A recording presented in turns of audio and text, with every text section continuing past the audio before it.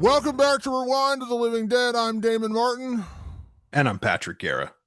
And Patrick, tonight, I know we say this, we probably said this before Hoke, and we probably said this a couple times this year. I should probably stop using that phrase, but tonight we are definitely talking about one of the buzzier horror films of the year. And this one, I did say released in 2026, released wide in 2026. It's actually been on the film festival circuit for the better part of the last year. It debuted at TIFF in Canada last September, I think is where it actually first showed. But since then, it showed at like every film festival, South by Southwest, and pretty much every other major film festival since then. And now it's finally getting a wide release. And yes, tonight we are talking about 26-year-old, how depressing is that? Curry Barker's feature film debut, Obsession. Yes, Damon. Obsession released in May of 2026, starring the likes of Andy Richter as Carter, Megan Lawless as Sarah, Cooper Tomlinson as Ian, Indy Navarrete as Nikki, and Michael Johnston stars as Bear. Written and produced by the 26-year-old phenom Curry Barker. After breaking the mysterious one Wish Willow to win his crush's heart, a hopeless romantic finds himself getting exactly what he asked for, but soon discovers that some desires come at a dark, sinister price. Damon, I will say this too, with regards to the release date of movies, I only count when the general public can go to a movie, because to me, first of all, film festivals, even a one-day pass is very expensive, and sometimes even a one showing pass can be twice or three times the cost of a regular movie ticket. So I really only count when a movie comes out either in theaters or on demand, and the general public can go buy it for the basic prices that the market already shows.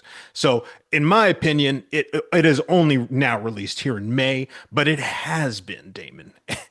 For all the times we have said the buzziest movies of the year, the buzziest movie of the year must be Obsession, because when it hit those film festivals back in the fall of 2025, people lost their fucking minds at these film festivals. Now, I go to film festivals often. I'm very fortunate in that respect.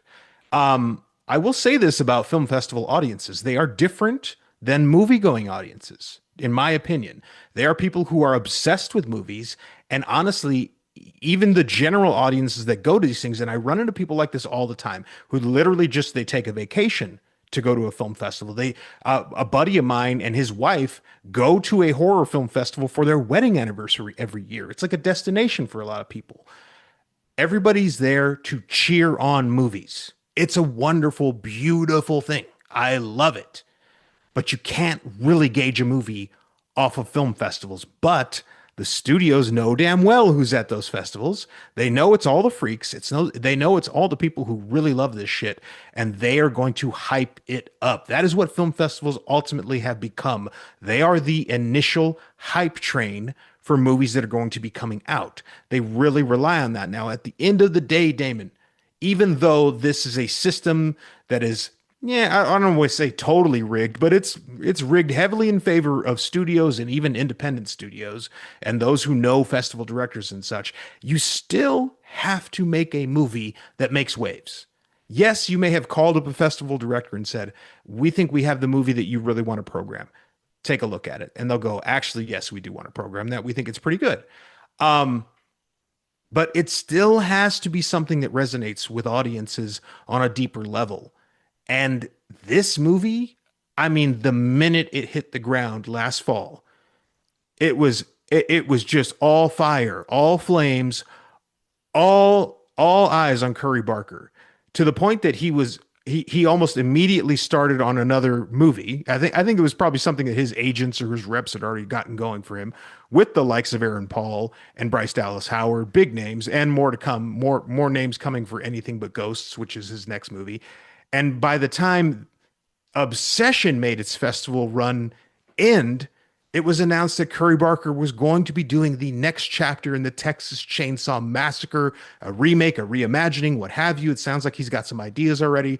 When I tell you that this is a meteoric rise for young Curry Barker, 26 years old, this actually doesn't happen as often as it seems, where it's like a really young filmmaker lights the world on fire. Curry Barker is that guy. There's been a lot of YouTubers who have made movies in the last few years. The Rocker Brothers that we've had on the show. made Talk to Me, made Bring Her Back. They're doing very well for themselves.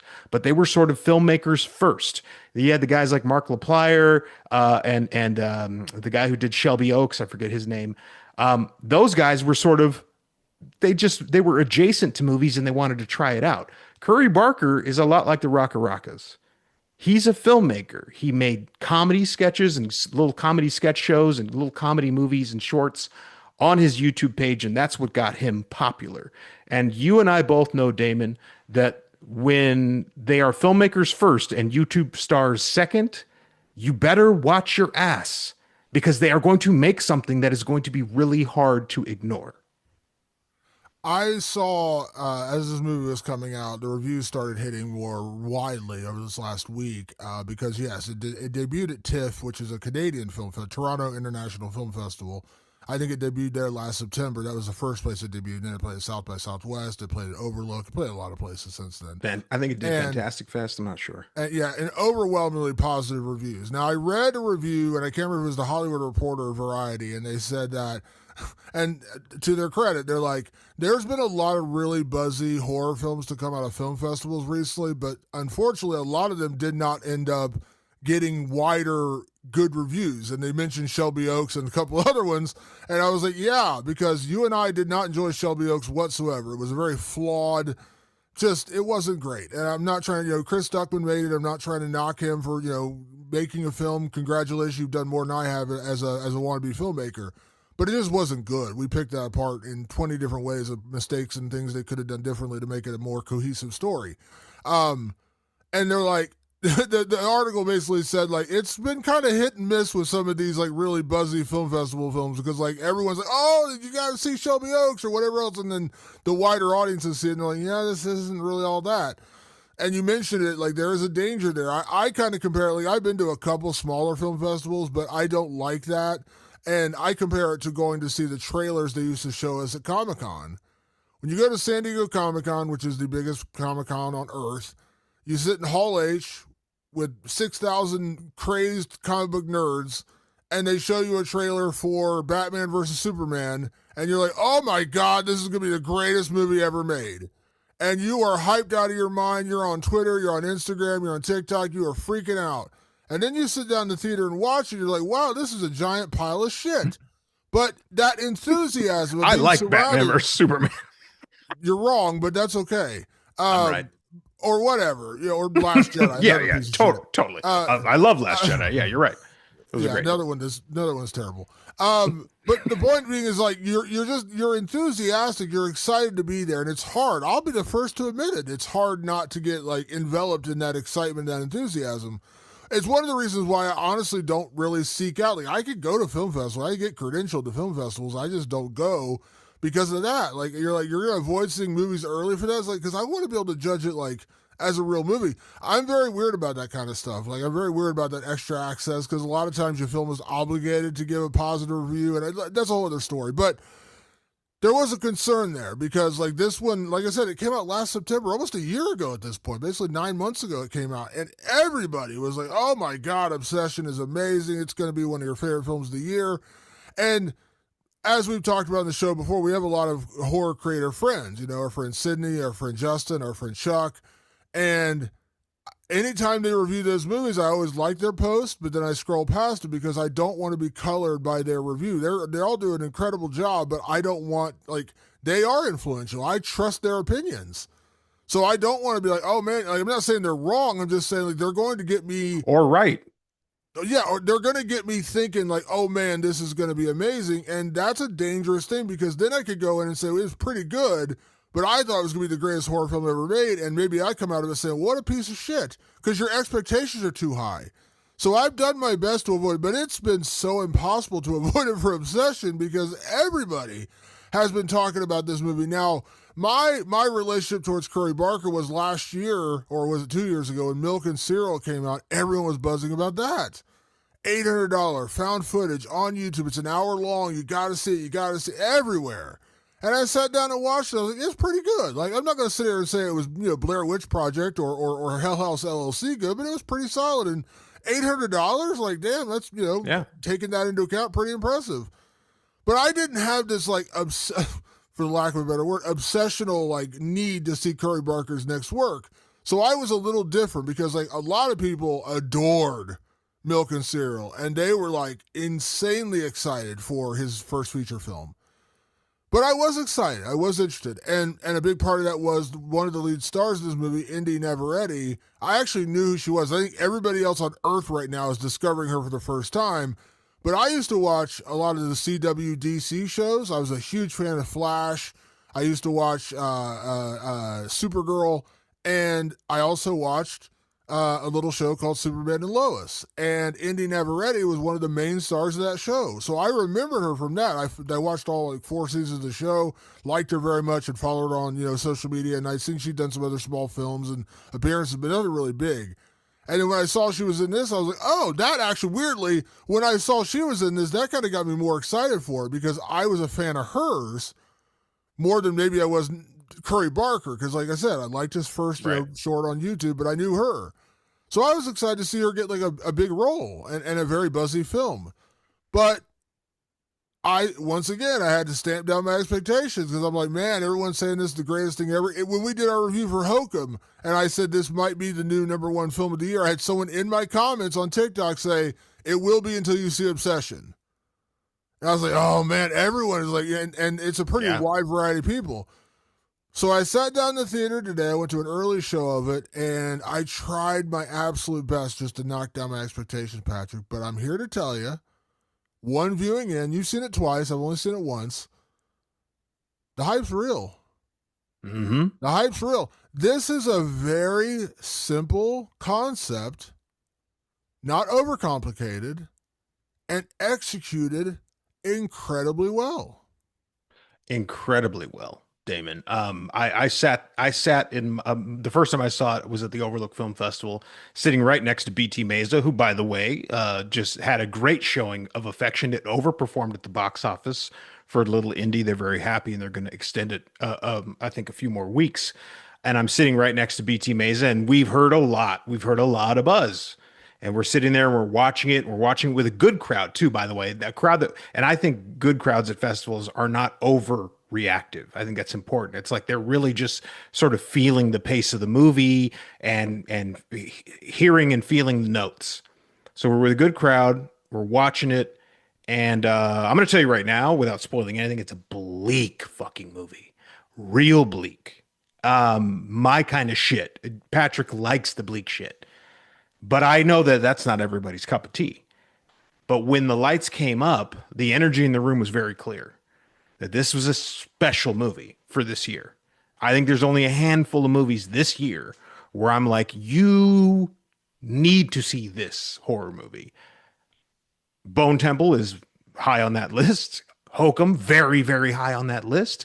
Obsession, very, very high on that list. Those movies you must see. If you are watching horror movies this year, you're going to have to see Obsession.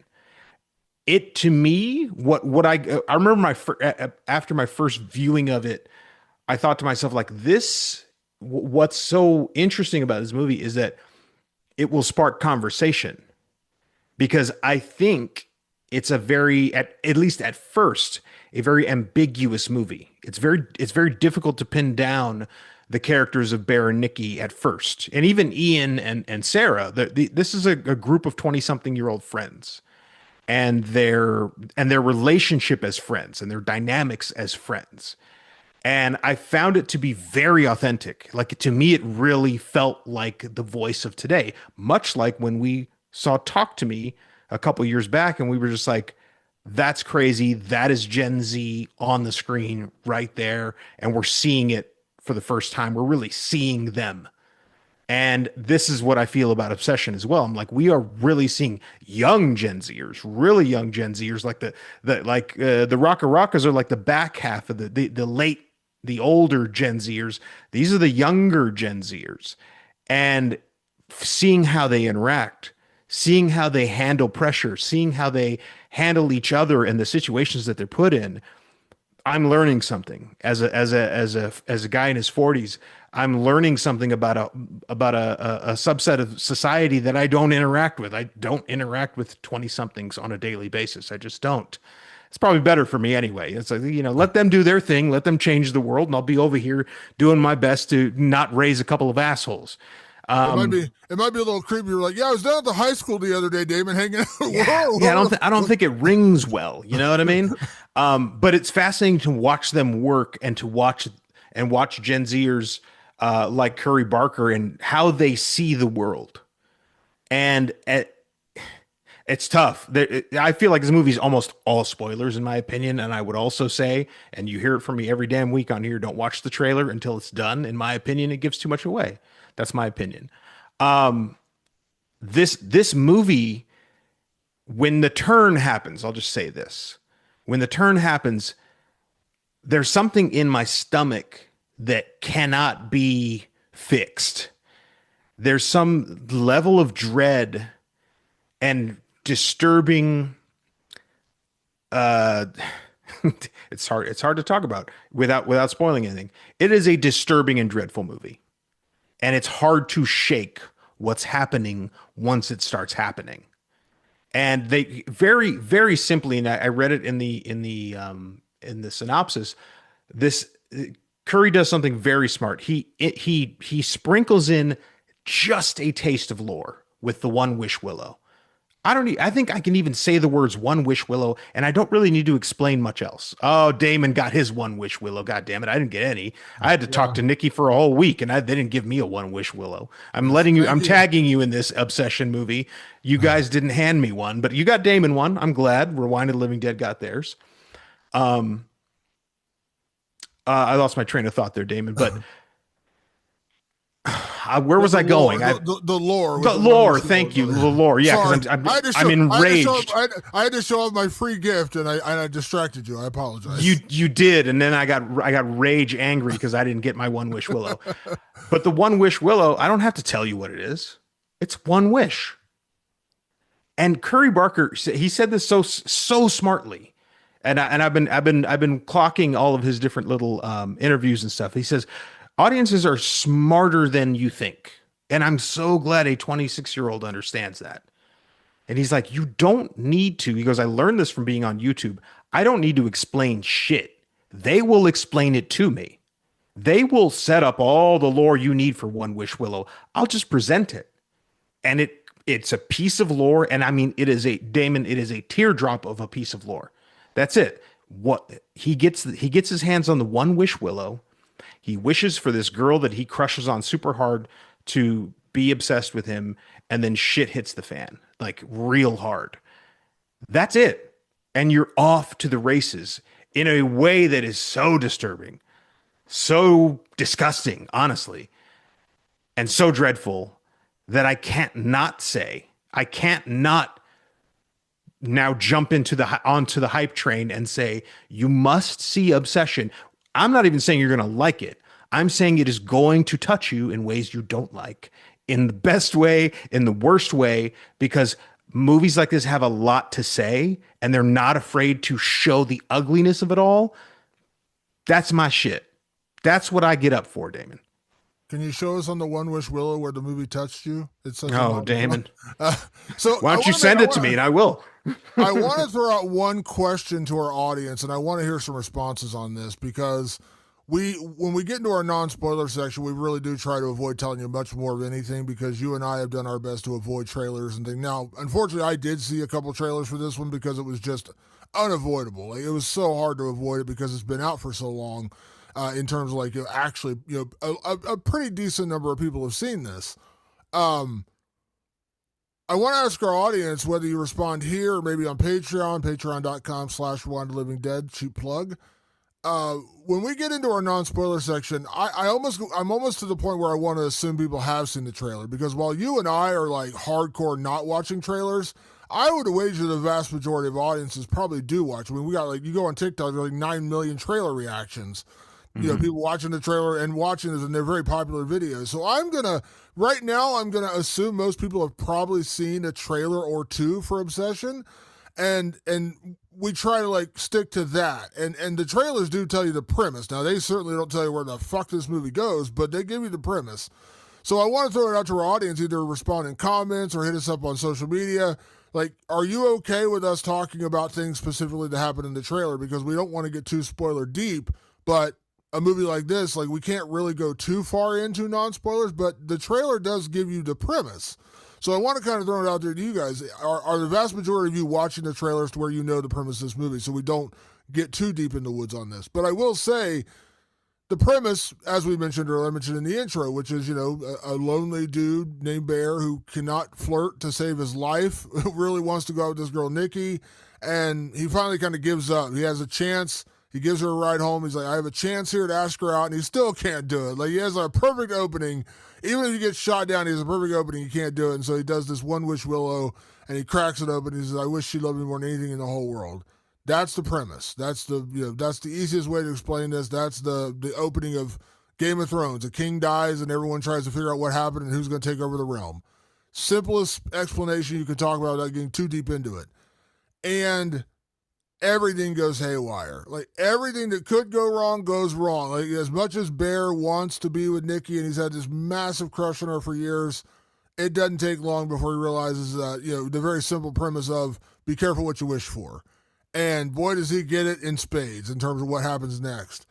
The other thing I want to comment about this movie, Patrick, and I was thinking about this, we did a review of Jay and Silent Bob Strike Back for our Film Corps podcast, once again on Patreon only. And we were talking about Kevin Smith's ambitions as a filmmaker. You and I are both Kevin Smith fans, from Clerks and Mallrats all the way to, me personally, the 4:30 movie he released last year is one of my favorite Kevin Smith works ever. I loved that movie. I adored it. But I mentioned during that podcast, I said, Kevin Smith, everyone always talks to Kevin and saying, oh, man, you should direct a Marvel film. You should direct a Star Wars, because he's a massive fan of both those franchises. And Kevin has said, I'm not trying to misquote him here, but Kevin has said numerous times, I don't have that in me. Like, I don't have it in me to direct a $100 million blockbuster. I just want to be a fan of those films. I love those films. He's written comic books, but he's like, I'm not that director, dude. Like, put me in a quick stop with a couple of, jackasses behind the counter, and I can give you that movie. I can give you, Chasing Amy. I can give you Mallrats. I can't give you Spider-Man No Way Home or Spider-Man whatever. That's just not in me. And I appreciate his honesty. And I was thinking about this today when I think about, like, the screenplays I've worked on and the stories I've worked on and try to, think about making films. I think what Curry Barker did with Obsession is much more in tune with something I would do, because I think about, like, the bigger horror films that have been made where it's just like big budget, not studio Marvel movies. Yeah, not Marvel level. Yeah, but like when you think about like The Nun or The Nun 2 or a lot of the Conjuring movies. We just did Lee Cronin's The Mummy was a big studio movie. Yeah, $100 million.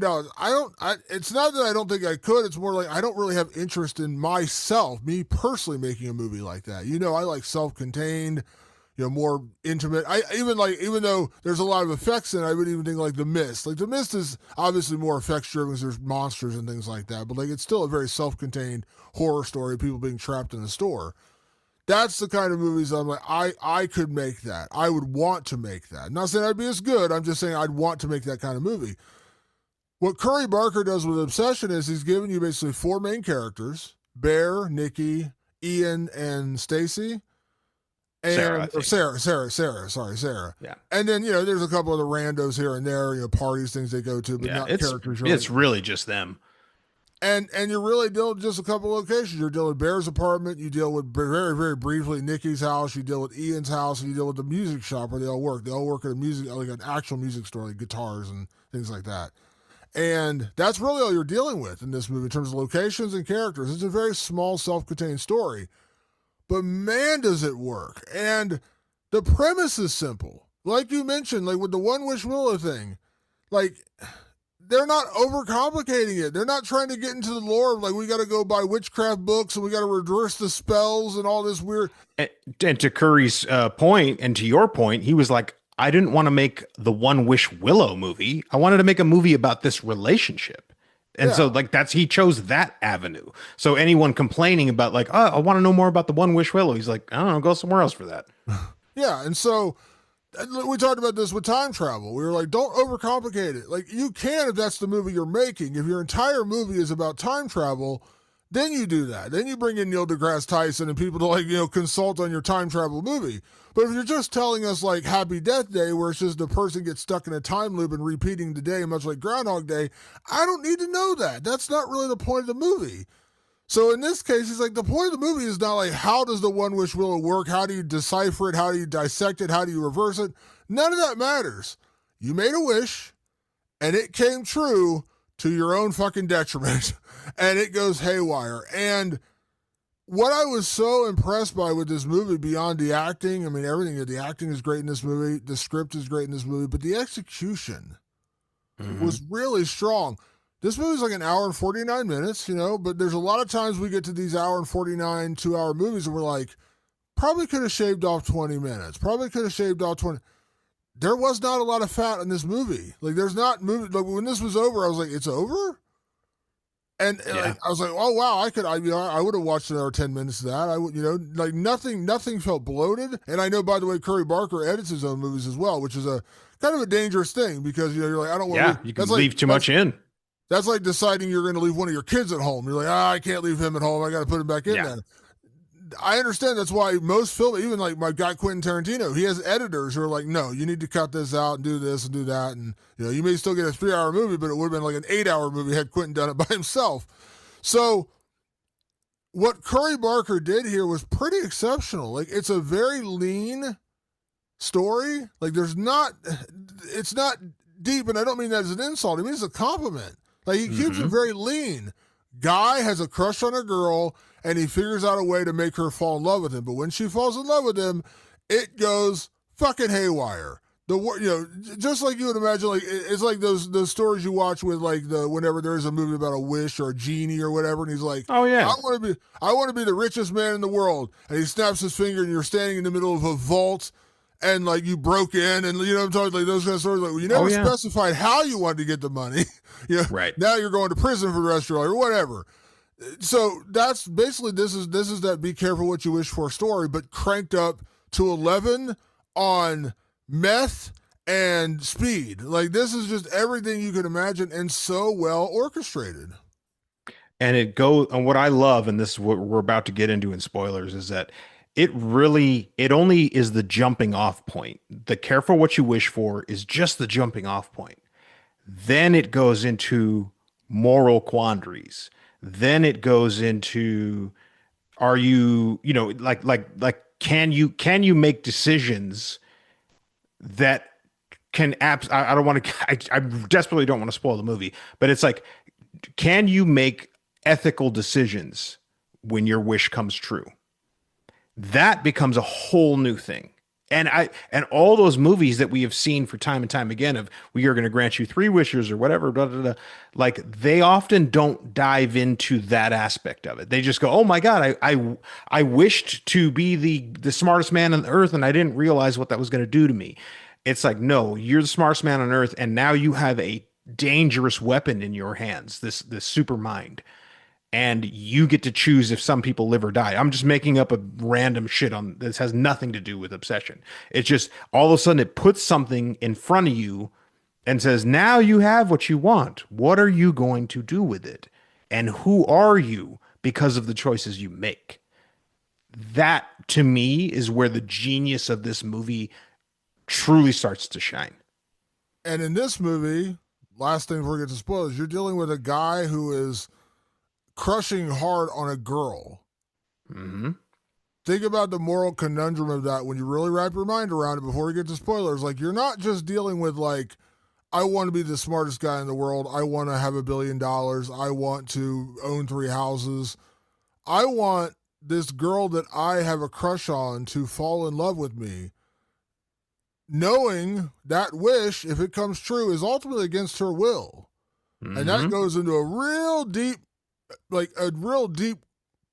morality question that comes along with this movie when you watch it, like an ethical question. And we'll get into that now in spoilers. So Patrick, if you haven't seen Obsession, it's in theaters right now. Clearly Patrick and I both really enjoyed this movie. I can't tell you where it's going to rank at the end of the year, but if I was ranking things right now, it would definitely be in my top 5. It's really, really well done. It's really well executed. It's smartly written, smartly executed, smartly acted. I'm in for Curry Barker. I'm not going to say everything he's going to make is going to be my favorite movie, but 2 things in. One being an $800 YouTube movie, which I was like, damn, that's pretty impressive for an $800 YouTube movie. And now Obsession, I'm like, all right, like he's got Anything But Ghosts they're working on right now. I'll definitely be. Well, I would be their opening weekend either way because we're going to review it for the show. But I now want to be their opening weekend, so I Right. liked it. Clearly, you did as well. Absolutely, Damon. We did. And if you want this episode the night it drops, you go to patreon.com/ rewind of the living dead. The votes are pretty much in at this point, Damon. I'm gonna say that it is a lock. And for the month of May, to celebrate May the 4th, Damon and I will be reviewing Star Wars Rogue One. Rogue One, one of the better Star Wars movies. The fans in our Patreon decided that's the one they wanted to hear about. So Rogue One is the movie. You can get that exclusively on patreon.com/ rewind of the living dead. And I want to say thank you to our patrons for not making me watch Last Jedi again. So thank you, patrons, for Damn choosing you, that one. patrons. We almost had him. No, yeah, at some point we're gonna have to do like Halloween Ends, and they're gonna make me rewatch that one. But thank you, patrons, for not making me rewatch Last Jedi. So now we're gonna get into full spoilers. So if you haven't seen Obsession, clearly we enjoyed this. Go see it in theaters. But right now we are going full spoilers. So you've been forewarned here. Let's get into it. So Patrick, we already mentioned the premise of the movie, of course, which is Yes. Bear makes this wish. And here's one thing I loved about this is I was wondering how quickly the kind of nuttiness would ratchet up, and like, is it like a gradual, like she because as soon as he makes the wish, Nikki goes from, hey, cool hanging out with you, I'm going to my house for the night, goodbye, to like right back out to his car being like, hey, do you want to hang out? Like, there's no like Come waiting inside. period. Yeah, Yeah. there's no waiting period of like, hey, Yeah. like, And Damon, we should establish too that before that, it was very clear they were just friends, but yeah. he was incredibly in love with her, like secretly. Like he has him and his buddy Ian knows how much he's truly in love with this girl, but they are completely friends. She does not know what he's feeling or thinking about her. And they established that very well, and also they established very well right before that moment that Bear is one of the most indecisive and really like kind of worm-spined guys. Like he does not have the ability to make a hard decision. And even before that wish is made, they're sitting in that car. She's about to go inside, and she's like, you wanted to tell me something? Because he was planning to tell her that night, but he couldn't. He chickened out because he chickens out about everything. They established that so quick, so easily. She goes, you wanted to tell me something. He's like, oh, yeah, I don't know. Whatever, I forgot. And then she walks out. She turns around. She goes, like, do you like me? Like, she just asks. We know within the first 10 minutes, he doesn't like her. He loves her. She straight up asks him, no wish, no nothing. That's just regular old Nikki. Do you like me? And he's like, as a friend, yeah. And blows it.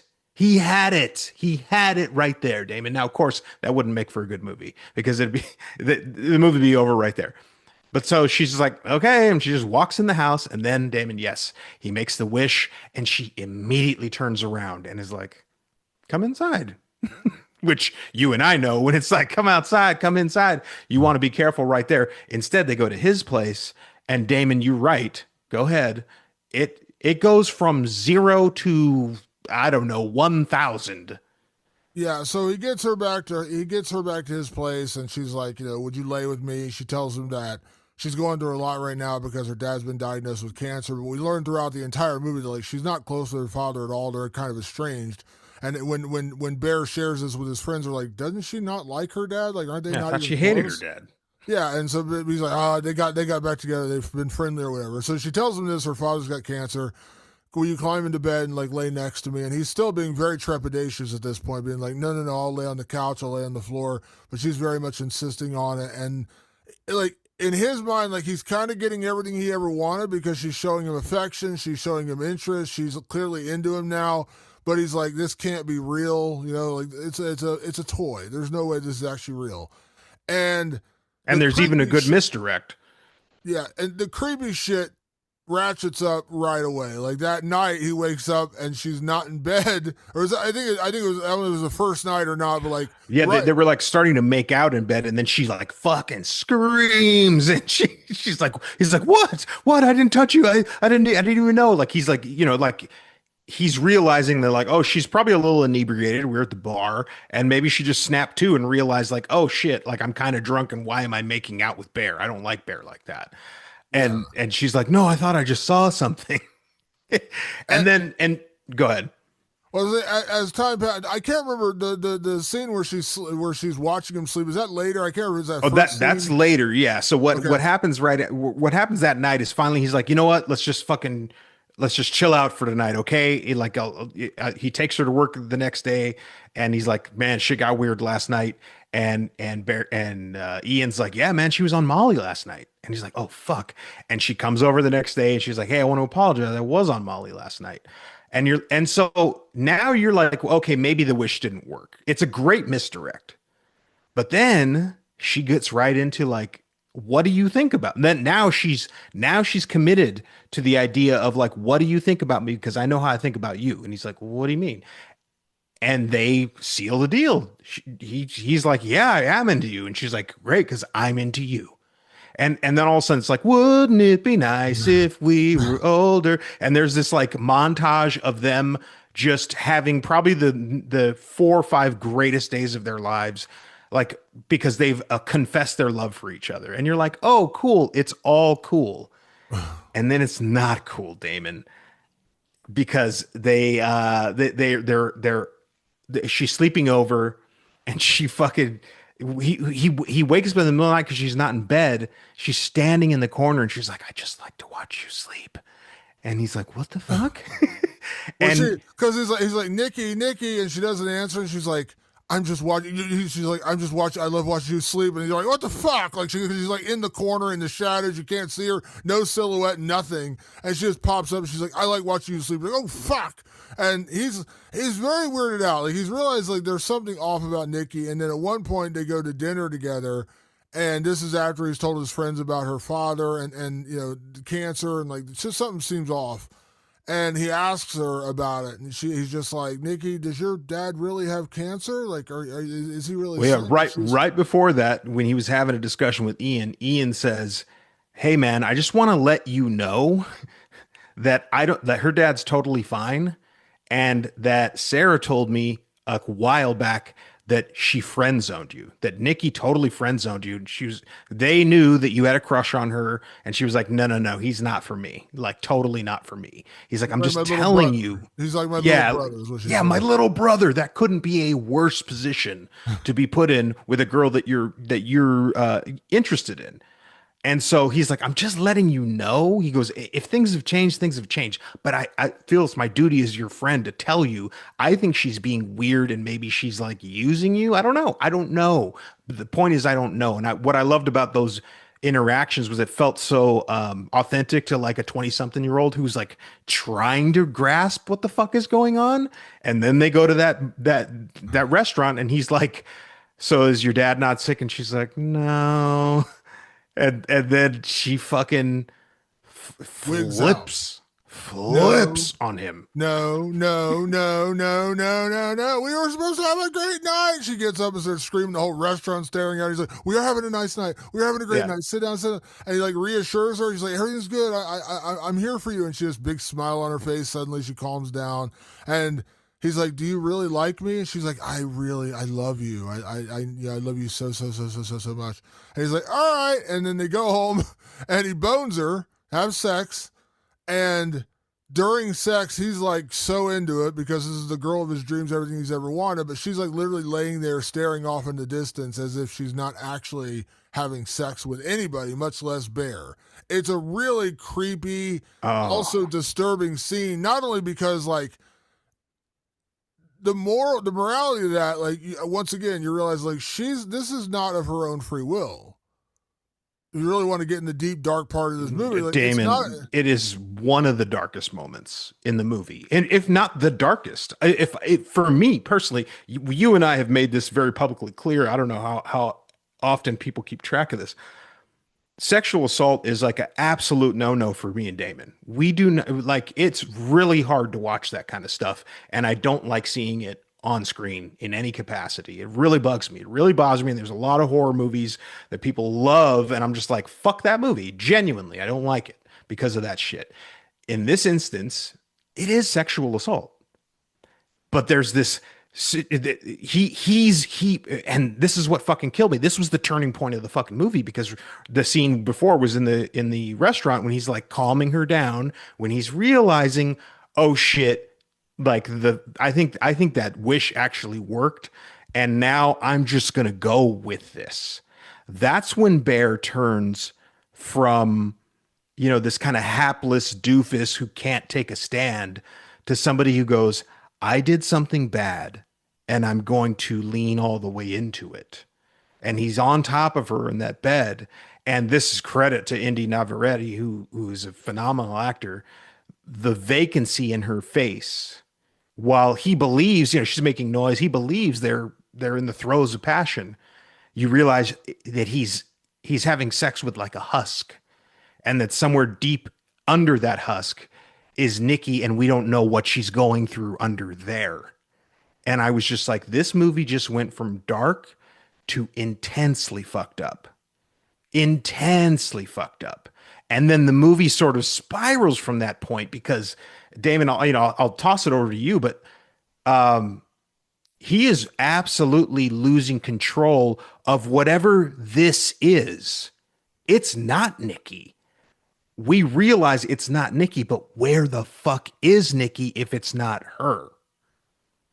And as time passes, and he realizes, so the problem with Bear is he's such a like mealy wuss boy that he finally has what he's always wanted. He has Nikki, like she loves him and obsessionally, for lack of a better word, loves him, and so she can't live without him now. And so like, everywhere she's like, I want to go with you everywhere you go. And at one point he's like, I got to go to work. And she's like, oh, I wish I didn't have the day off. I can come with you anyway. She's like, no, stay home. And what's funny is he goes to his front door and she's literally duct taped the door closed, like literally duct tape. And he just like kind of pulls it out, like, you know, just kind of like rips open the tape. He's like, I'll be back later. Like, doesn't even really acknowledge the fact that she's literally taped the door closed so he can't leave. He's just like, I'll get it. She's like, just stay. And he's like, no, I got to go to work. And she stands there and she's like smiling very creepily at the door. And he closes the door. And then you see her literally urinate on the floor. Like she just wants to wait for Bear to come home. And he goes to work and he has, you know, conversation with Ian. He has a conversation with Sarah. And she makes him lunch to go to work with. And one of the earliest setting off points in this movie is when Bear goes home after his first day of work, when we meet him, or when he's like really when the movie begins, he finds his cat at home dead. His cat had gotten into the medicine cabinet and gotten his oxycodone he had up there for whatever reason. He had oxycodone up in the It was his grandma's because he took her house. That's right. When she died, he took her house, and so the cat had jumped up there, gotten the pill bottle down, eaten it, and died. And when Nikki first came over there, she was grieving supposedly for her father who has cancer, and he was like grieving the fact that his cat had died. And at one point, she literally builds an altar with the cat, like to honor his cat, and it's a really creepy moment. And then he goes to work, and he opens a sandwich, and it says, you know, for my little food critic, and he eats the sandwich, and he's talking to Sarah, and Sarah looks at the note, she flips it over, she's like, how is it? How does it taste? And ... cat, question mark. And he looks down, he realizes Nikki cooked the fucking dead cat and put it in a sandwich. And he's like, oh, he turns over and vomits. And so during this conversation, you realize that like Sarah, the other employee of the store, the music store, she has a thing for Bear. You kind of see it. She's talking about getting into art school, and she's like, you know, been anxiously waiting whether she gets accepted to it or not. And you can tell like she's crushing on him. But he's so oblivious to it all because he's been crushing on Nikki, he's not even noticing it. He's kind of put her in the friend zone. But then he eats the cat, he vomits it up, and he's like, oh my God. So he goes home, opens the door, and Nikki is still standing in that exact same spot, covered in vomit and poop and everything else, every other bodily function she needed to have that day in the last like 8 or 9 hours. She has been standing there in it. And he's like, Nikki, what the fuck? And like, let's clean you up. And she's like, I'll get a shower. And like, he's just like, but the problem that Bear has up to this point in the movie, and really almost toward the end, is he's finally, in a weird, very fucked up way, has what he's always wanted. He wanted Nikki. And so he's got her. And then at one point, like, he's realizing that things are really fucked up and not right with her. And Ian tells him, listen, dude, like something's off with Nikki, and something's not right. He's like, why don't you come over tonight? We're gonna they're having a party. Ian doesn't invite them, and he calls Ian on. He's like, well, I just didn't want Nikki to be there because she's fucking weird right now. And he's like, well, how about I come over? It'll be a boys' night. And she's like, all right, let's do that. And so he tells Nikki, hey, I'm going to go over to Ian's and it's a boys' night. She's like, well, I want to come with you. And he's like, well, and then he's like, Sarah texted me and said it was you. She was going. And he's like, all right. And so they go to the boys' night. They go to this thing at Ian's house and they're playing like giant Jenga, the one with all the questions and things on the bottom. So they're playing like that. And at one point, another guy at the party who clearly has a thing for Nikki switches spots with Bear in the party, switch spots, and then the next thing is kiss the person to your left when Bear plays, and the person to his left is Sarah, and Nikki just quietly gets up out of her chair, literally picks Sarah's chair up and scoots her back, and then takes over the spot and kisses Bear, and everyone's like, "What the fuck is going on over here?" And long story short, she wigs out at one point because like Bear's trying to calm her down, and she literally stabs herself in the face with a broken glass bottle. And they're like, "What in the fuck is going on here?" So long story short, like the escalations just keep getting bigger and more disturbing and grosser and just crazier and crazier. Then at one point, he gets a call from Sarah. She wants to meet him, and he's laying in bed with Nikki, who's got her hand on him, and this is where the shit gets really fucked up. So he's decided he's going to go meet Sarah. Desperately needs to meet with him in the park, and he's like, "All right, I'll be there." He gets up and says, Nikki. She's not waking up, but then a second later, she's like, "Bear, kill me. He's like, "What?" That's when you realize the real Nikki is still in her own body, watching and experiencing what's actually happening with this. I don't know. I want to say a demon or what, like whatever has possessed her. Yeah, it's just, yeah. Whatever spirit has possessed her, this wish to fall in love with Bear, the real Nikki is deep down in there. And she's like, "Kill me. I don't want to live through this anymore." And he's like, "What?" And like, he doesn't realize what's going on, but the audience sure as fuck does. Like, there's a real Nikki still hidden in that body. I disagree. I think he does know what's going on saying, in that moment. I'm saying immediately in that moment when she's like, "Oh, sure. Yeah. He's like, "What?" And she's like, "Kill me." And you're like, "Oh, fuck. This is the real Nikki."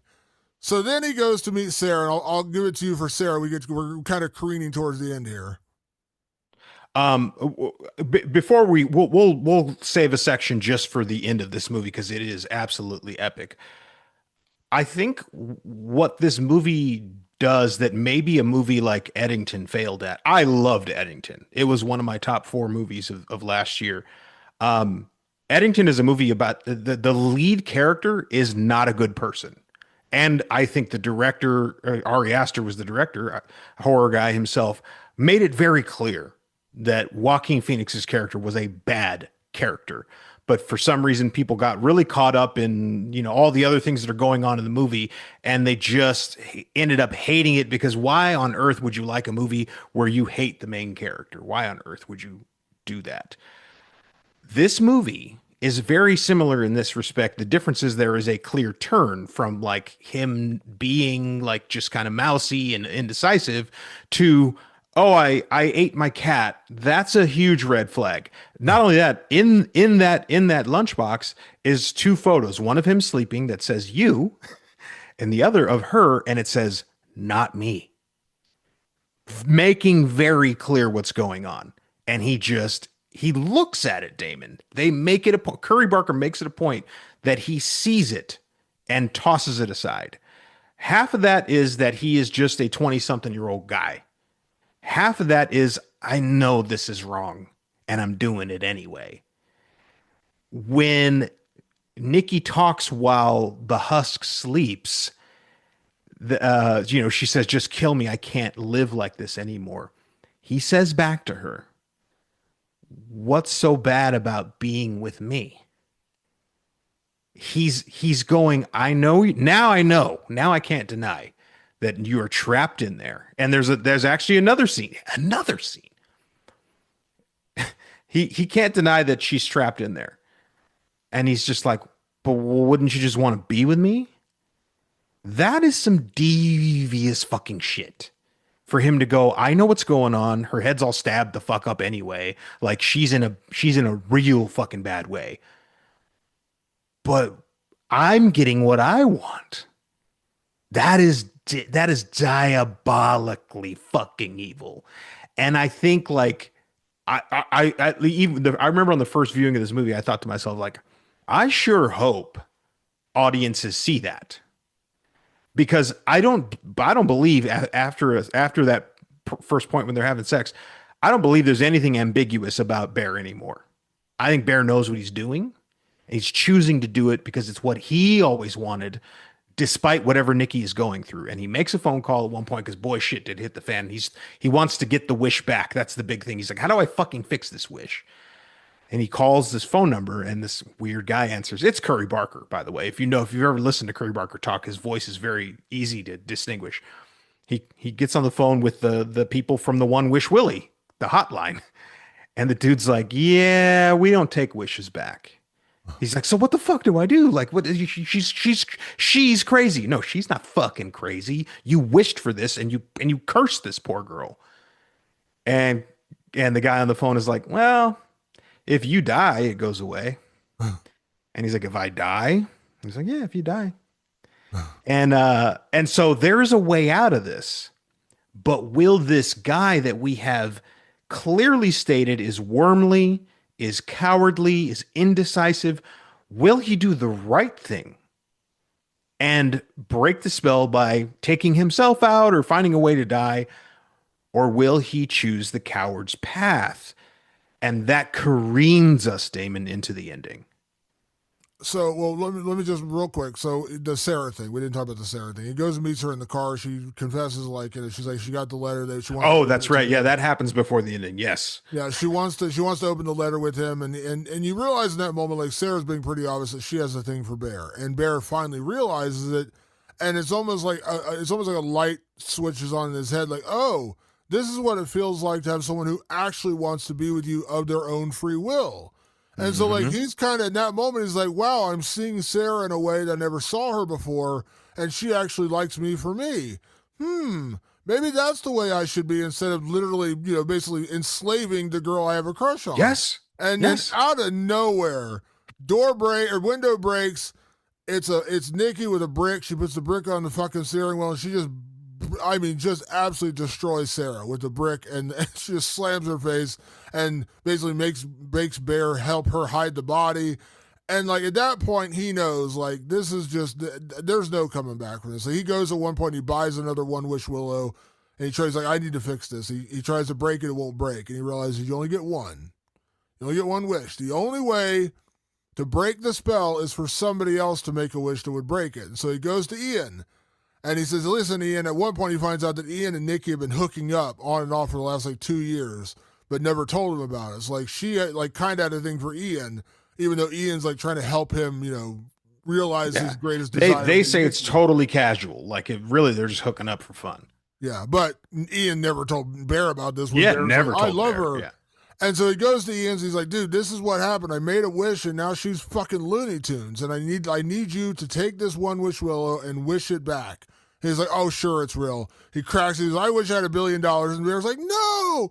And then literally money starts falling from the sky. And you're like, oh, fuck, this is real. And so Bear, you know, tears out of there, goes back to the house. And Nikki's just fucking full on cuckoo for Cocoa Puffs at this point. And he's like, so I'm gonna narrate the entire movie. You know, Ian shows up. She literally shoots and kills Ian. He's like, hey, the money's real. And boom, he gets killed by Nikki. And Bear realizes in that moment there is no escape. So let's just get right into the ending. There is no escape. Nikki is fucking gone. I can't wish it away. I need to kill myself. So he goes in the bathroom with the gun. There's a gun after Nikki literally murders Ian. And he tries, puts it to his head, puts it to his chest, puts it in his mouth, can't pull the trigger. Then he remembers his grandma's oxycodone that killed the cat. So he takes all the oxycodone, shoves it in his mouth, drinks, swallows it all, waiting to die. And then even then, he's like, I can't do it. And he starts to gag to throw up the pills. And then he wakes up. And he just kind of wanders out into the living room. And he sees Nikki standing there. And he's standing in front of her. And suddenly, he's got that same disturbing, lovesick look on his face. And you realize Nikki cracked the one Wish Willow, and she wished for Bear to love her more than anything in the whole world. And so in that moment, they are both obsessed with each other. And it turns into like, this is what Nikki has always wanted. This is what Bear's always wanted. They lay down, they're making out, they're kissing. And it's like, this is it. And a second later, he starts frothing at the mouth because he never threw up the oxycodone. So he's dying. And Nikki's like, no, no, no, no, no, don't die. I love you. I love you. I love you. And Bear dies. And Nikki, in her moment of grief, decides, I can't live without Bear. So she picks up the gun, puts it in her mouth, and just as she's about to pull the trigger, Bear actually dies. What happens when Bear dies? The wish goes away. And the real Nikki wakes up, drops the gun, and screams absolute bloody murder because now she's waking up from this literal nightmare she's been living for, I don't know at this point, like weeks at a time that she's been living in this nightmare. And that's literally how the movie ends, is Nikki getting her life back with a room filled with dead bodies. Ian's dead, Bear's dead. She murdered Sarah, and she wakes up because Bear died, and so the wish goes away. And that's literally the end of the movie. Patrick, I don't want to rank this in terms of like the best endings in horror history. Anything crazy? You know, we always put the Mist as like probably our number one. This was a phenomenal ending. And by the way, it all happens in about 3 minutes. This is not dragged out. Oh, yeah. This is like him in the bathroom dealing with trying to kill himself, not being able to kill himself, and then her making that wish and him coming out there and then dying, and she wakes up, is all within like a 3-minute span. It's pretty quick. But when she has that realization, puts the gun to her head, she's ready to pull the trigger, and then boom, Bear is actually dead, and so the wish goes away. She drops the gun, and she screams bloody murder, realizing what she just lived through. And then, boom, credits. It is so dark, so dreadful, and so dour. This is the ultimate Patrick Guerra ending. Yes, it really is. And it, because it gets bleaker. So we know for a fact that she was trapped in some other, I don't know, dimension. You don't even know. You don't know. Curry Barker's not going to tell you, and I like that. I like that he does that. She was in the sunken place, just so you know. Yeah, I mean, basically, she was kind of in some sort of sunken place, but being tortured by what was going on. Like, she on the phone, the guy on the phone's like, "You want to hear her?" And she's screaming bloody murder the entire time, wherever the fuck she is, in the dark somewhere. And she wakes up in a pile of dead bodies. It's going to get so much worse for her. It almost reminds me of the end of You're Next, where Aaron, where Aaron is the last person standing, but all it looks like is that Aaron just slaughtered tons of people with no motive. There are people at that party who saw how she was behaving, who watched her break a bottle over her face and cut herself up and act crazy. She has fingerprints on a gun from where she shot Ian in the head. She has plenty of DNA evidence that she smashed Sarah's face into smithereens. And here lies Bear, who, as far as everybody in the public knows, is like, oh yeah, he probably killed himself because of how crazy she was being. This guy, Bear, who made this terrible wish and doubled down on it, ruined a woman's life. This is a parallel to realities for men who make choices that exploit women that they claim to care about, that they claim to love, that they claim are important to them. Nikki will have probably no life whatsoever. When the police show up, they're going to put her in handcuffs. They're going to claim insanity, and she's going to live in some sort of prison, probably for the rest of her life, because there's minimum 3 dead people with her fingerprints on them. He ruined her life, period. There's no happy ending for Nikki. The nightmare just begins. And that's the bleak ass shit. But it's a commentary. It's a fantastic commentary on the attitudes that young men have towards the ownership of a woman. If this guy had been 37 years old, he would just have to be a straight sociopath. That there's no other way. This is a young guy going, I don't know what to do. I don't know what to do. I'm screwing up. I'm screwing up left and right. I'm making a bad choice. And then another one, and then another one. but he's not thinking about who is being affected in these bad choices. He's the villain of this fucking movie. There's no ambiguity for it for me, Damon. Bear is an absolute villain.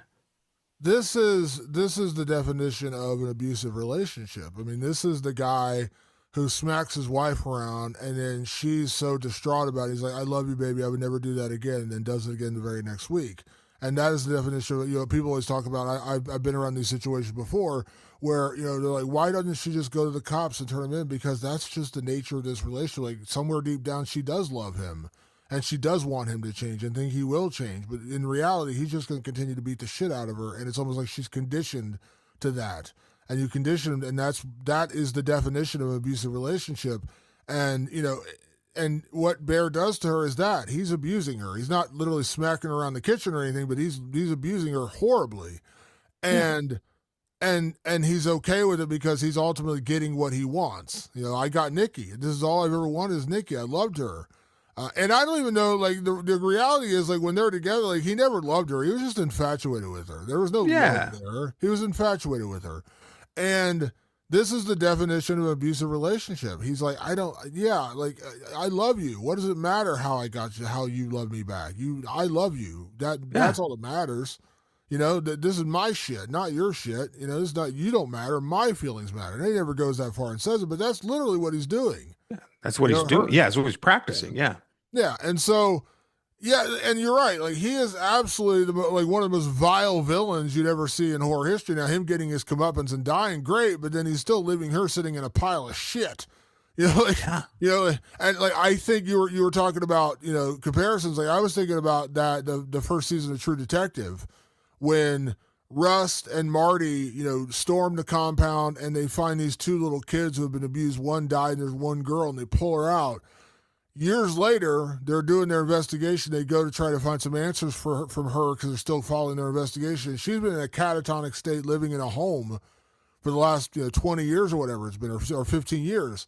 She never got past it. And when he brings it up to her, she just like switches back in that mode and starts screaming bloody murder because she relives what was done to her. That's what they've done to Nikki, or that's what Bear has done to Nikki. She's either going to be arrested and put in prison because she's literally sitting in a room with a bunch of dead bodies, or she's going to go to a mental institution and she's never going to be the same. Like, she's never going to recover from this. She's going to be sitting in a rocking chair in a catatonic state from now until probably his death. That's what he did to her. So when Bear dies, like, in my head, I'm like, well, fuck this guy. He deserved to die. Like, I'm glad he's dead. But then I'm also thinking, well, really, you just left her in an absolute world of shit.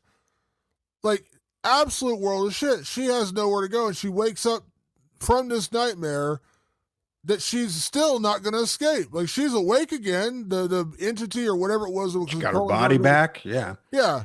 But what does she have left? She has nothing left. Yeah. Like, nothing. It's a very dark, bleak ending.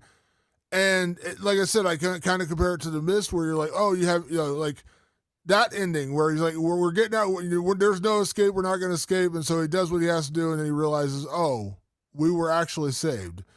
There was no escape for Nikki. Obviously Bear had to die, but when he died, what did he leave her?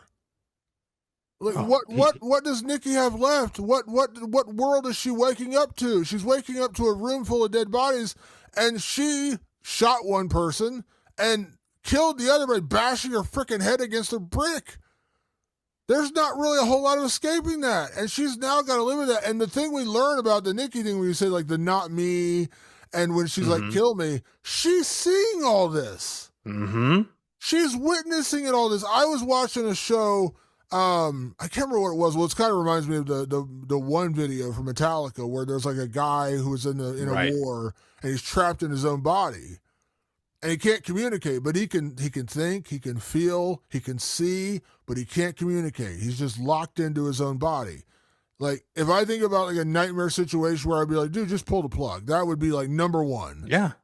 Like, I don't want to live through that. I don't want to, like, see and hear and know what's going on around me but not be able to communicate. Just pull the plug.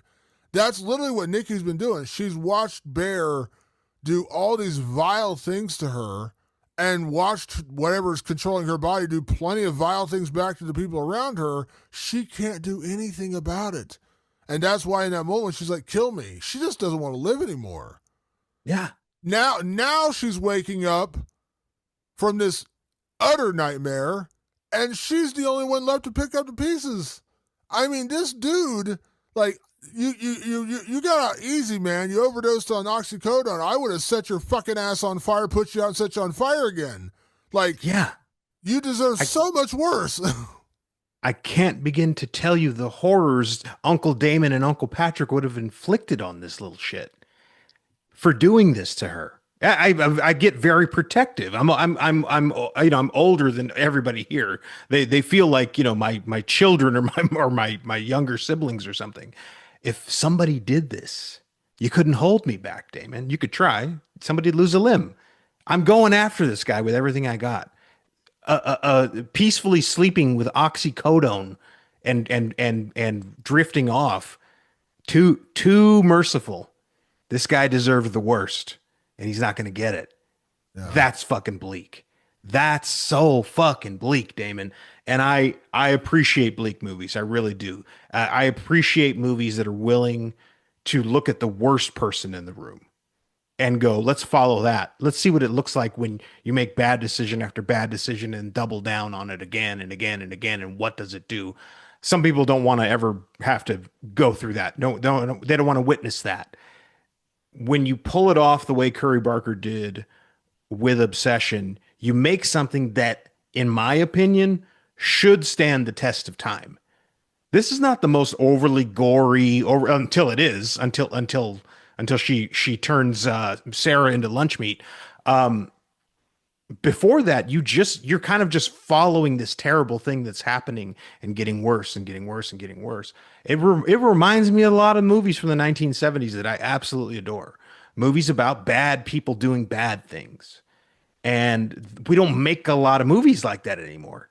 So it was refreshing to see, but also it's just this stark, just vicious punch in the gut. And for a guy this young, Curry Barker, to have figured out how to do that is really, really impressive.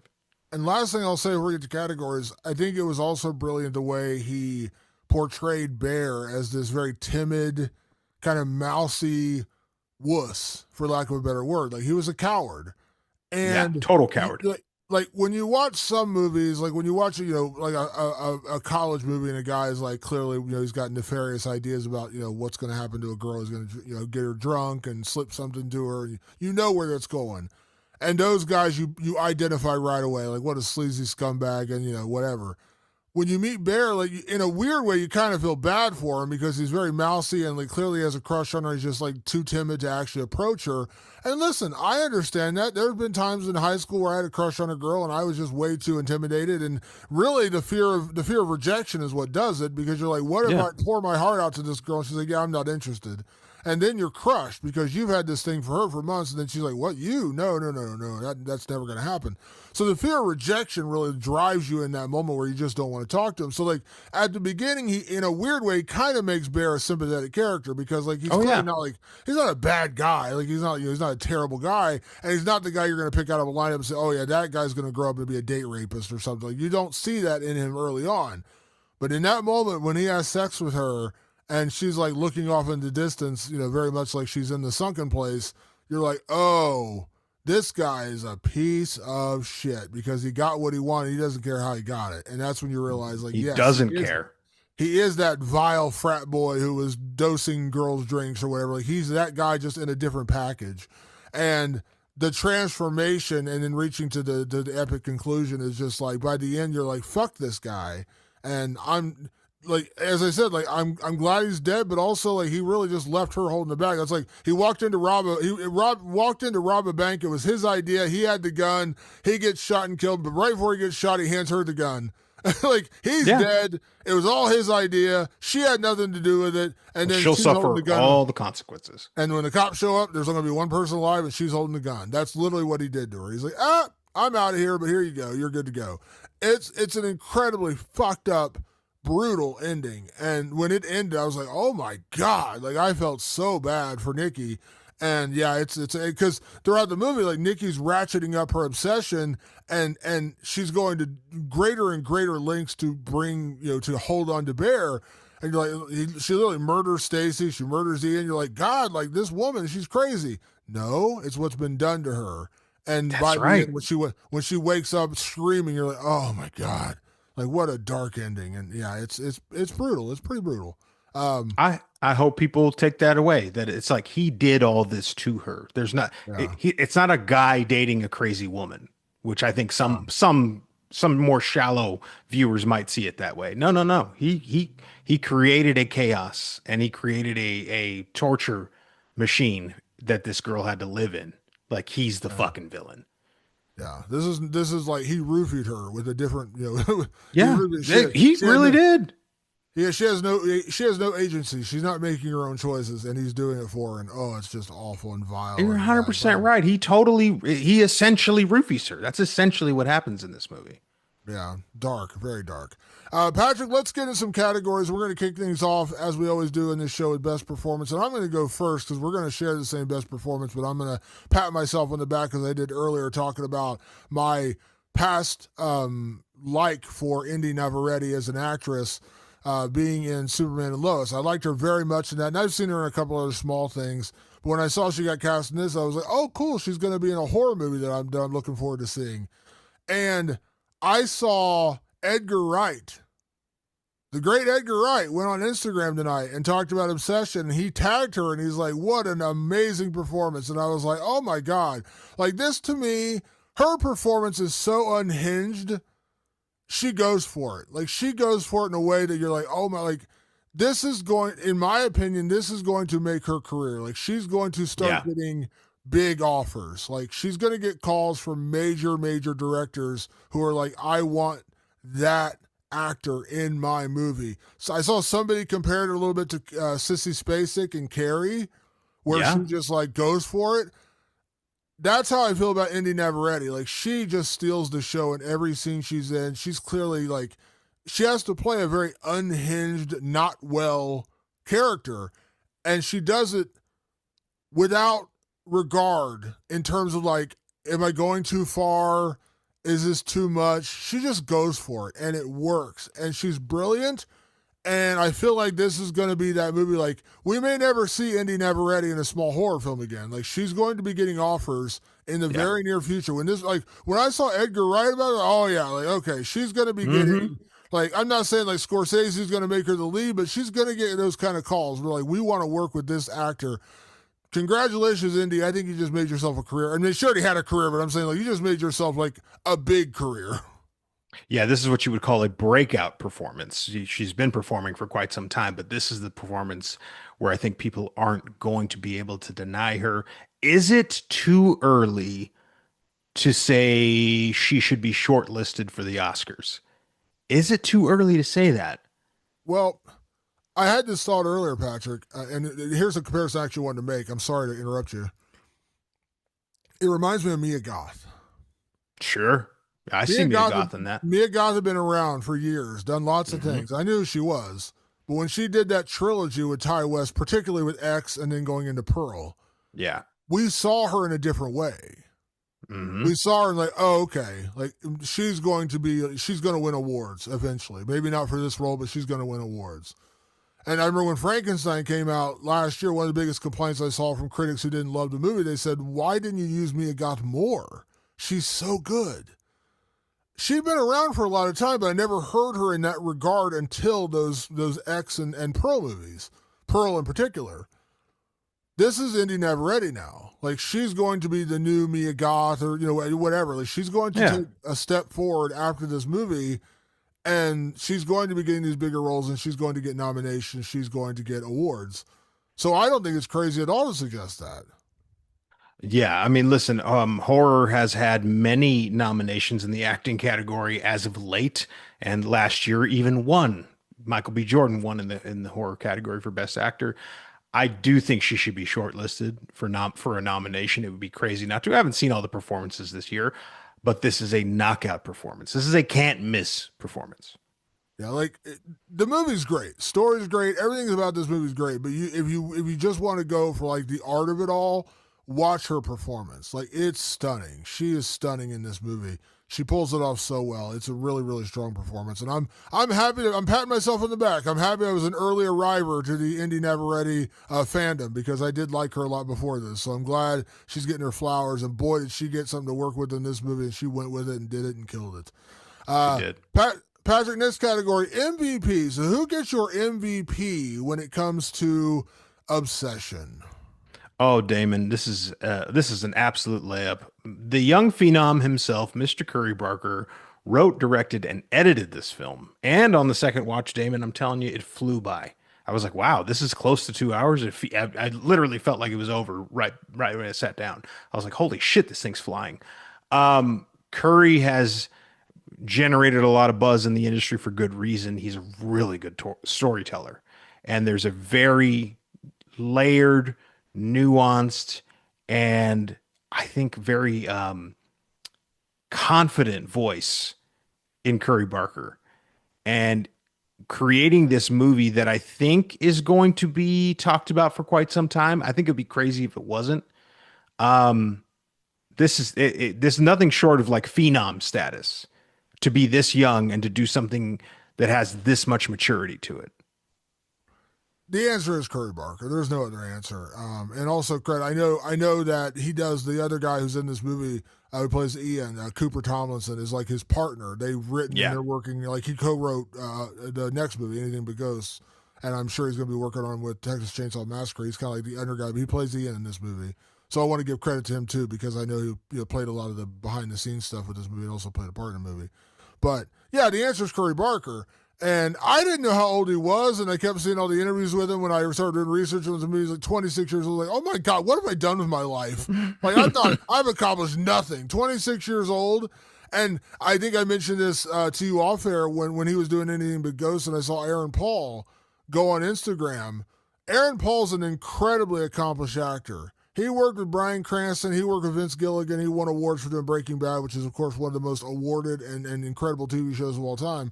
And Aaron Paul went on Instagram when they were starting to promote Obsession. He's like, I've had such an honor to work with Curry Barker, and I will basically more or less say, I will follow this guy into hell, is basically what he was saying. Like, I will do anything with him. I want to work with him again and again and again. 26 years old. And you've already found that kind of passion and devotion from a really accomplished actor in Aaron Paul, award-winning actor in Aaron Paul. And I'm like, what the fuck have I done in my life? My God, this kid is talented. And while I understood some of the hype around Milk and Cereal, I was like, this is super impressive for an $800 movie. But I wasn't like, man, I got to watch this thing over and over again. It's the greatest thing I've ever seen. There were some people treating it like that. Me personally, I was like, really cool. I want to see what he does. I want to see what he does for like an actual feature film. And he did it with this one. He absolutely killed it. But man, like, I'm hyped for Anything But Ghosts. I know the premise of that movie. I'm hyped for that. And you and I are we are Texas Chainsaw Massacre 1 and 2 fans, and then, kind of everything else. The remake and one of the prequel remakes are pretty decent, but we're not like hardcore for the whole entire franchise.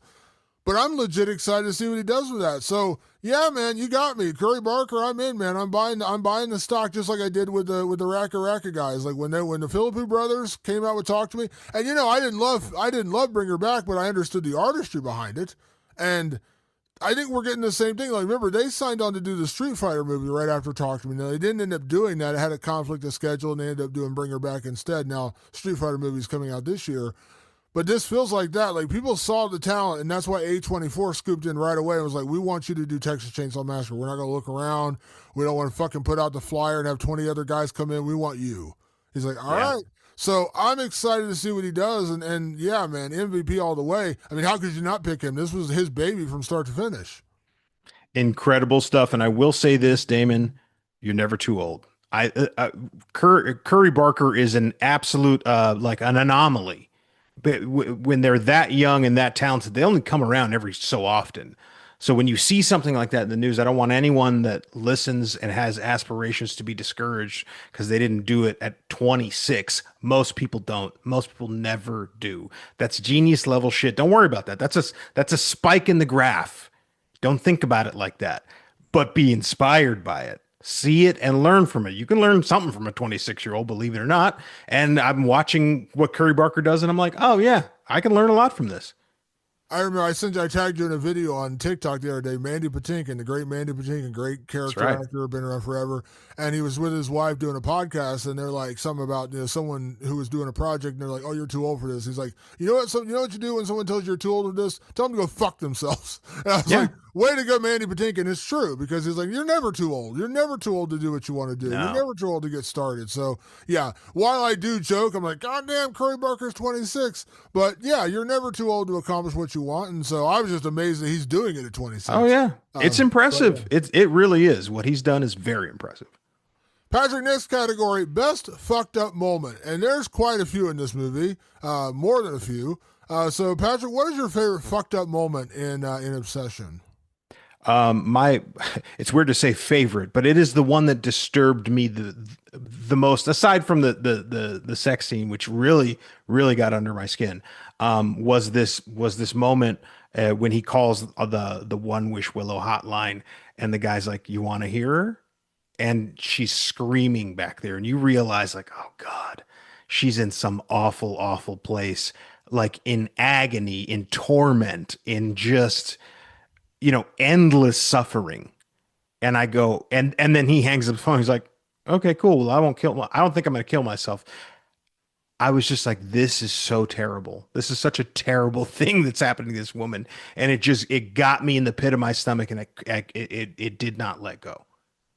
Mine is basically the same thing from when he wakes up in bed and she's like, kill me. Same thing. Yeah. When she's like, I can't remember if she says it's asleep or she's asleep, but she's like, Yeah. Kill me now. Do it quickly. I need to get out of here. I need to be dead. And he's like, Nikki? And she's like, yes, kill me. She's like, miserable. That scene fucked me up 8 ways to Sunday because I was like, oh my, because they give you hints like the not me photo and you mentioned the phone call. They give you hints of what's actually going on, but that is the most obvious one. Yeah. And you're just like, oh my God, she's literally living in her own body and witnessing what is happening to her, but not actually having any agency to control what's going on. Man, I was just like, this is so fucking dark, and I felt so bad for her. And yeah, that's the one where I was just like, and he just like walks away, and I'm just like, fuck this guy, man. I hope he gets run over by a fucking dump truck and they back over him again. Like, it's just so dark. But that was the one that got me when she was like, kill me now. Kill me before she wakes up. And I'm like, oh my God. Just, it's so dark and so dour. And yeah, it's a very, very, very, very dark movie. Patrick, we have the same gore because it's just an incredible gore It's the scene. one. What is the best gore in Obsession? Oh, I'm calling it Sarah Smash, Damon. Yes, the amount of detail in what they show is very, very disturbing. She smashes the shit out of Sarah's face on this brick and slams her head back on the seat, and just what's left of her teeth and bone and eyeball is just sitting there, and then at one point, like, blood, like, gushes out like just one pump of the heart, like as it pushes out the final bit of blood, and you're just like, Jesus fucking Christ, it's disgusting.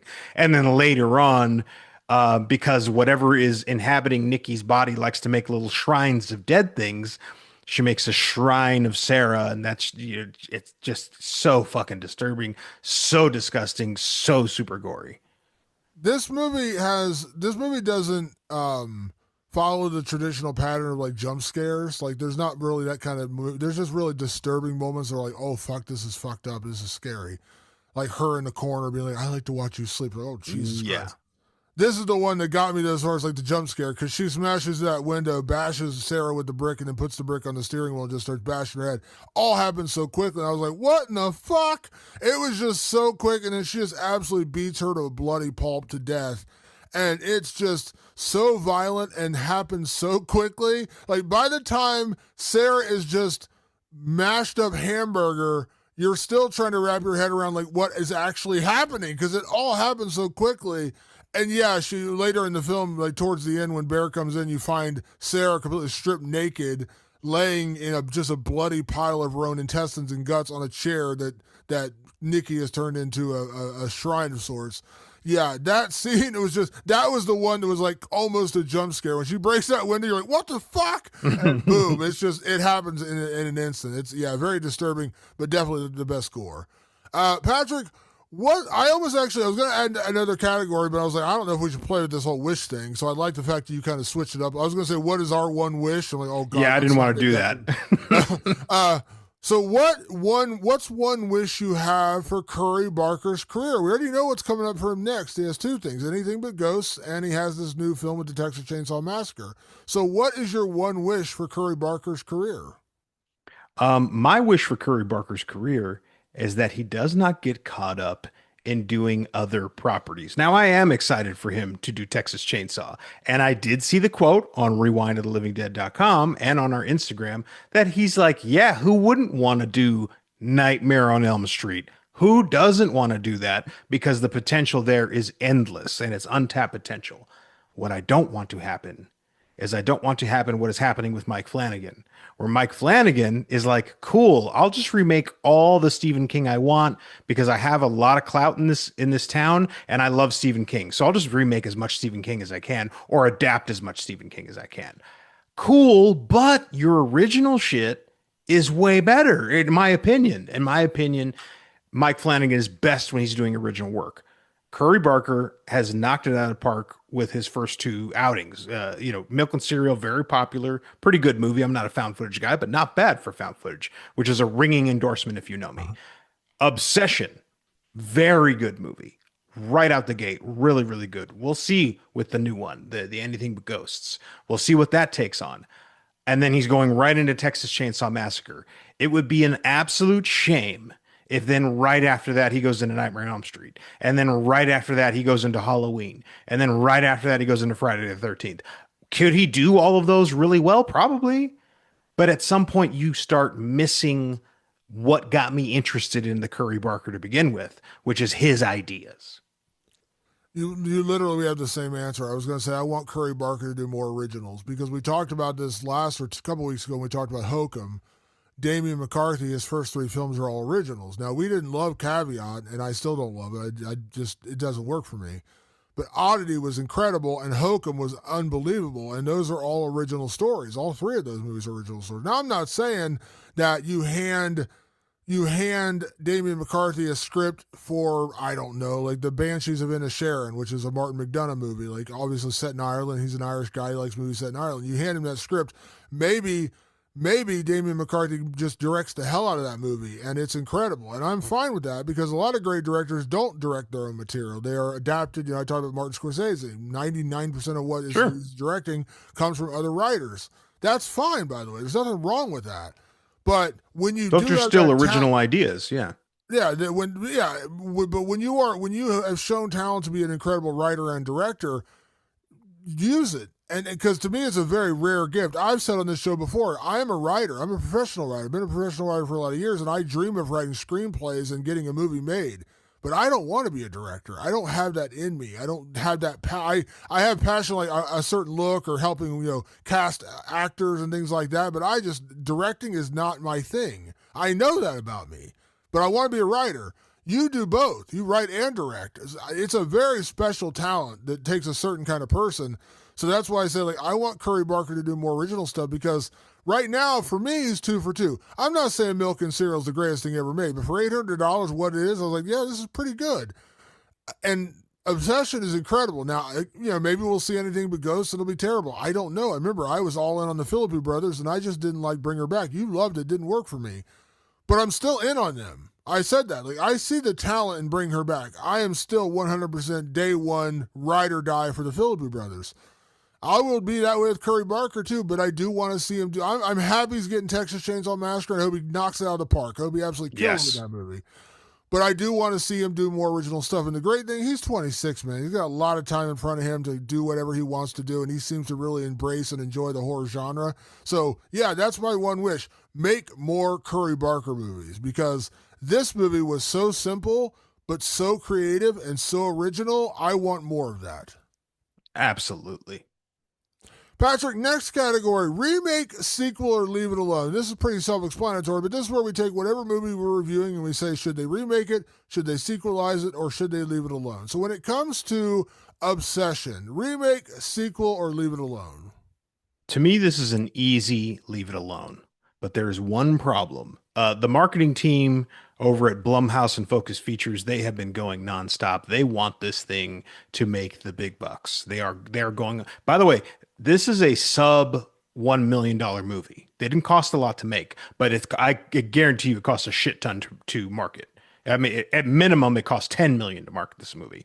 So they want this thing to make big dollars. And if it does make big dollars, they are going to find a way to make a sequel. I don't want a sequel. I'm not interested in a sequel.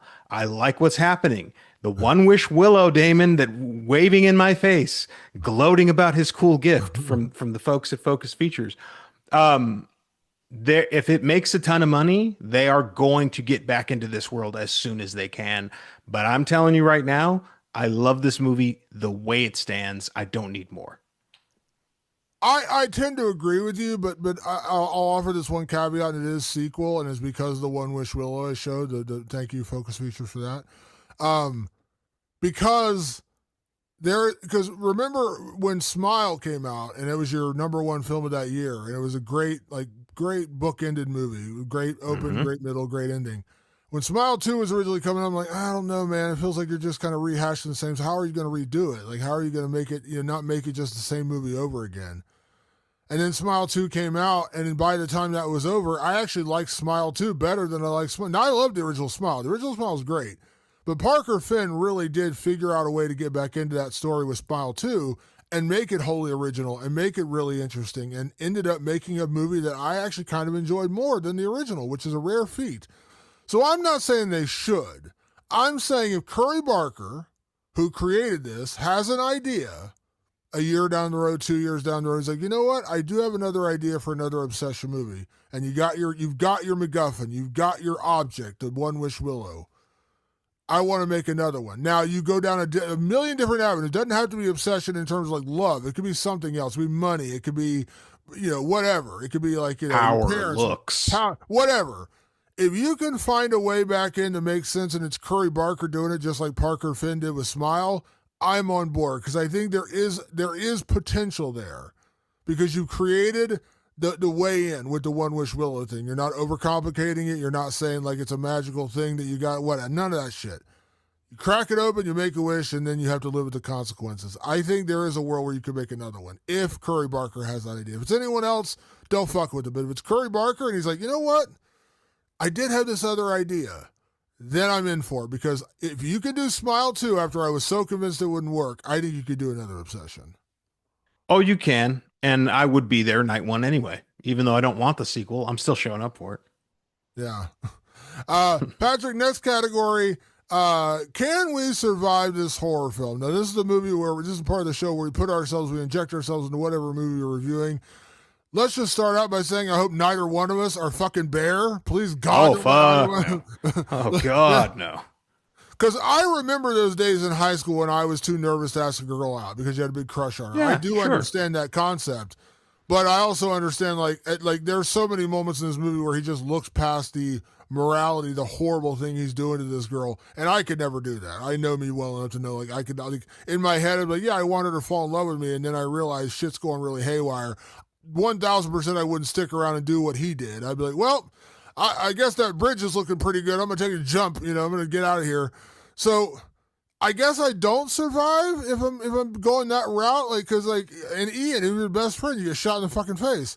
So I don't really see a great way out of this. But one thing I know for sure is I'm not going to be Bear. I'm not going to turn this guy who's literally torturing a poor woman, realizing he's torturing. It's one thing that you think, because at one point he calls that number and he's like, is it real?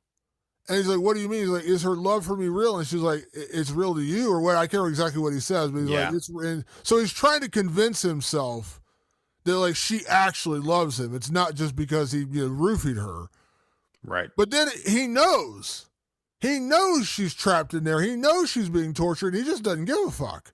So I know I could never. It's one thing to be like, oh yeah, I made her fall in love with me. It's another thing when you know she doesn't actually love you and she's trapped inside of her own body. There is 0.000% chance I could ever do that to somebody. So I guess I'm dead because I'm like, all right, well, over. I would assume that I'm not Bear. And if I'm one of the friend group, if I'm an Ian or a Sarah, I am definitely not making it. And I'll tell you why. Because the minute I catch wind of what's happening, I'm going to try to stop it. And whatever has taken over Nikki's body, not going to like that. Nothing is getting in the way of Nikki and Bear. And so when she sees my ass trying to right the wrong, she's gonna be like, "No, you don't get to do that." And so I'm gonna turn your head into bolognese. You know what I mean? Like she's gonna come after me very quickly. That's yeah. I'm not making that out of this one, Damon. Yeah, I know. It's just it's not gonna happen either way. So, Patrick, last category. Instead of is it scary? The better question for this movie is: are we obsessed? So, Patrick, when it Oh comes to yes. obsession, are we obsessed? Yes, Damon, 1,000 times yes. Fully obsessed with obsession. Because I think it, we always ask, is it scary? And this movie didn't particularly scare me, but did it disturb me? Yes. Does it have blood, guts, and gore? Absolutely. Is it a horrific situation? Hell fucking yeah. It's all those things. But on top of all those things, it's an incredible thought experiment. It's incredibly well executed. It is one of the better movies of the year. Am I obsessed with this movie? Hell fucking yes. Same. I love it. And here's when you talk about the morality of like making you question, like think about the morality of this movie, the horrible things that are happening. Curry Barker makes it pretty obvious. Like you may not pick up on every little nuance in this movie. Like I like when you mentioned like the photo, I was like, oh yeah, the photo too. I kind of forgot about that. But like when she's like, kill me, like pretty obviously she's trapped her own body. But there's little hints beyond that. And even if you don't pick up, but my point is like Curry Barker's not making you work too hard for it. Like you recognize what's going Yeah. on. Like when I talk about my complaints for a movie like Men, and they're like, "Oh, you missed the point because it's this." I'm like, "No, it was a fucking weird movie that didn't make any sense. The ending was just absolute nonsense. Don't try to explain to me what that was supposed to mean because you think you figured it out." This movie doesn't do that to you. It's giving you the answer to say, "Here's what's going on." Now, if you are a sociopath, you might look at this, oh, there's nothing wrong with it. But if you're a normal fucking working, normal person, you're going to realize this is a very fucked up situation, what actually is happening between Bear and Nikki. So this isn't like a hard to figure out. This isn't like he hands you a puzzle with no edge pieces and you're like, here, figure it out, motherfucker. He tells you what, like, he doesn't just smack you over the head with it, but he tells you what the answer is. He's not hiding the chalkboard from 2 + 2. It gets to 4. But it's so well executed. But like I said, when this movie ended, I sat in the theater for like another 2 minutes. Mm-hmm. Just watching the credits roll, just thinking about what just happened. I was like, oh my God, like what an ending. What an incredible ending. What a movie. But yeah, I loved it. It's a very thought-provoking movie, but not in the way where you're going to be done be like, what did I just watch? Or can I call someone and have them explain it to me? It works. And it works really. This is the ultimate like thought experiment that doesn't require you to fucking be a be a fucking psychology professor trying to figure out what he was actually meaning by the movie. Not at all, Damon. It makes you sit in the discomfort of the choices that are made. And that, to me, is a powerful way to filmmake, is to put the audience in a situation that they can't escape and from the perspective of the person that is doing the bad thing. If you wake up one day and your front door is duct tape closed, run, Patrick. That's all I'm saying. So. Kill it with fire. Run. Patrick, yeah, so Obsession is in theaters right now. Check it out. Clearly, we really enjoyed this one. I think you will too. So Obsession is in theaters right now. Check it out. Obviously, we always appreciate everyone that tunes in the show each and every week. I always pump it up, but patreon.com/rewind of the living dead. We're going to put this episode up within probably an hour of recording, so you'll get it immediately. Everybody else has to wait basically 5 more days, 6 more days to get this episode next week. So if you want early access to all of our episodes, patreon.com/rewind of living dead. $5 a month, support your boys and get some cool shit on there as well. Also check us out on all your other favorite podcast platforms, Apple Podcasts, Spotify, and of course over on our YouTube channel. Just once again, search Rewind of the Living Dead. Even if you don't watch us on YouTube, subscribe to it. It really helps our algorithm, our search results, things like that. So please do that if you can. And then obviously, regular places like Apple Podcasts, Spotify, all the other major sets, we are there as well. You got questions, comments, movies you'd like us to review.